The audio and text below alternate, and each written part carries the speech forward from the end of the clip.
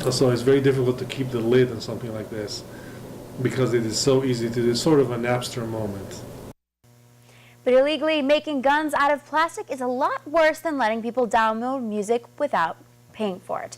That's a Cornell 3D printing expert's take on the world's first gun made on a 3D printer entirely from plastic. Good evening, everyone. I'm Jennifer Sheehan. I'm Scott Cook. Thanks for choosing WENY HD News at 11. Now, this is really cool technology, and we've covered this 3D printing before, but the problem with this gun thing is it's completely undetectable by metal screenings at airports, courthouses, and public events. The company that makes the gun has also added a metal component, and the State Department took the blueprints off a popular 3D printing website.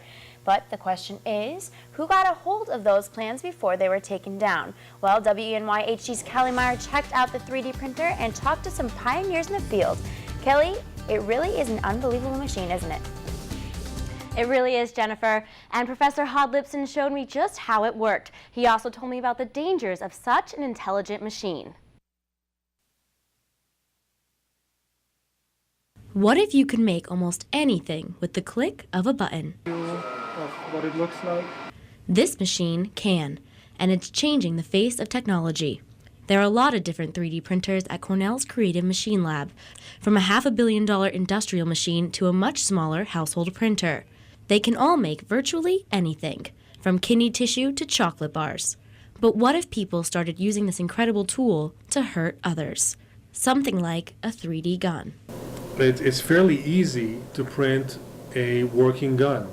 And what's really worrying me about this is that kids, or anybody with this $1,000 printer, can just download this blueprint and print themselves a gun. A group in Texas called Defense Distributed developed the blueprint to make a working gun on a 3D printer. It's made of plastic, so it's not detectable. It doesn't have to look like a gun. You can print, make it look like a hairbrush. Can this be an international game changer? These are not good guns.